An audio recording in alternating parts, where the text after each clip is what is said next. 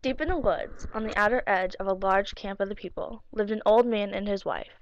They had 2 daughters, who were very beautiful, but they were so shy that they hid from any one who wished to see them. One suitor after another wished to marry them, but neither daughter would consider any of these young men.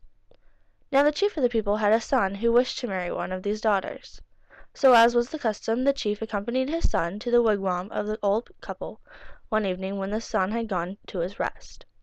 Meanwhile the maidens hid behind a screen in the wigwam so that they could listen to the chief and his son without being seen by them.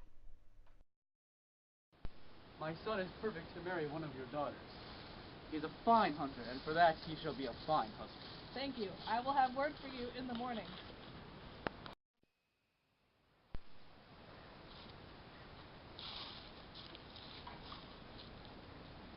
What did you guys think of the young man? He seems like a fine suitor for either of you. We do not choose to marry even the son of the chief. The next morning the maiden's father passed on the news to the chief, and the chief passed on the news to his son. His son's heart was filled with sadness. Meanwhile another young man lived among the people.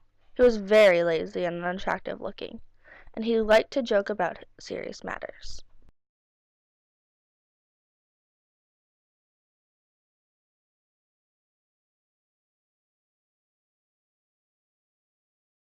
Many moons came and went. One day the lazy and unattractive looking man is hunting in the woods when he came upon a very old woman. She was standing next to a large tree, and she was so old that her weathered face was as wrinkled as a dried apple. She had pulled and twisted her hair into a bun at the back of her neck. Where are you going, my grandson? Well, I'm just walking through the woods. What about you, my grandmother? I haven't come as far as you, but I hear that you would like to marry one of the beautiful, shy daughters of the old ones. That is not true. You must tell me what is in your heart. If you wish it, I can help you. Oh, yes, Grandma. Tell me what I should do. Take this beaded hair string and put it in your pocket. Do not tell anyone about my gift or our meeting. Just keep my hair string with you until you happen to see the young woman that you would choose to marry. Then approach her, and without making her aware of what you're doing, lay my hair string on her back. Why are you in the woods? That's an easy question. I always hunt here in these woods, but I've never found one such as you so far from our camp. Tell me why I have found you here all alone. Have you lost your way? No, I have not lost my way. Then if you are willing to have me accompany you, I will take you home to your mother and father, and if you are also willing, I will tell them that I found you lost deep in the woods. I will accompany you, and you can tell my mother and my father that you found me lost deep in the woods. If you wish to marry my daughter, she is yours.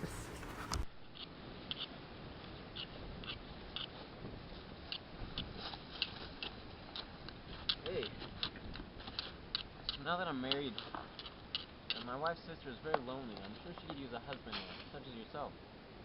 I do believe your words speak the truth, because for I am very lonely. My wife now wears a beautiful hair string that she found in the woods. I'm sure her sister would like to have one just the same. Next time you go hunting, take me with you. All right. The time came when the chief and his son appeared at the wigwam once again. They did the same things that they did the first time. The difference was that when the chief's son found an opportunity to put the beaded hair string on the eldest sister's back without her noticing, he did. When the sun began its morning journey, the chief's son decided to take another walk into the woods. This time he was not hunting animals, and he was not hunting beaded hair strings. He was hunting the maiden whom he would marry. They had the same exact conversation, the youngest sister and the lazy and unattractive-looking young man had. They walked back to the wigwam. So it came to pass that the lazy and unattractive-looking young man and the chief's son became brothers. Like brothers, they always hunted together, and like brothers, they always talked together. Thank you. So it came to pass that the lazy and unattractive-looking young man went alone to catch some whalebone by the side of the sea. When he found it, he burned it until he could crush it into a fine powder. He then saved the powder for a day when the wind loved to whistle on its way to the sea.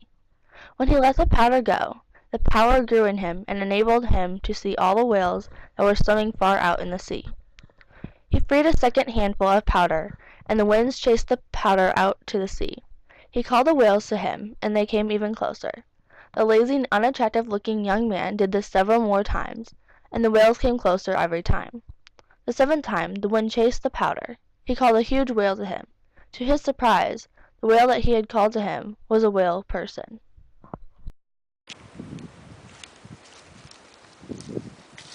Why have you called me to you? Dreamt about you and the power you could give me, if you'd be willing to do it.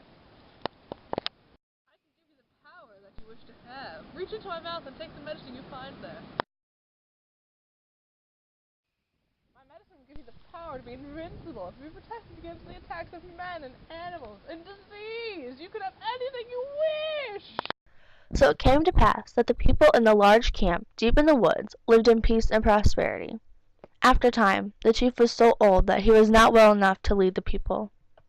Are you able to bring health to my father? A person should not tamper with nature. Everything happens for a reason. The leadership of the people was left to the chief's son when he died.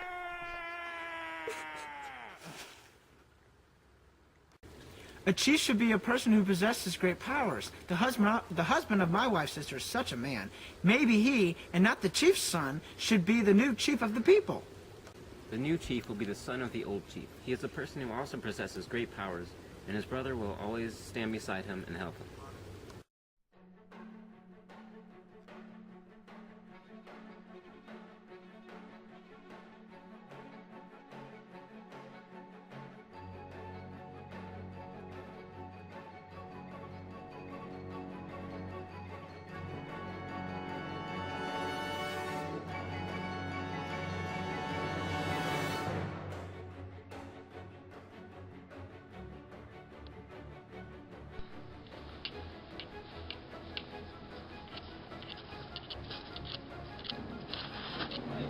To marry my daughter. Run! Run, Forrest! Ah, it's gone! You just stopped to pick up a piece of Come wood. on! This is recording. Okay. You got the feather.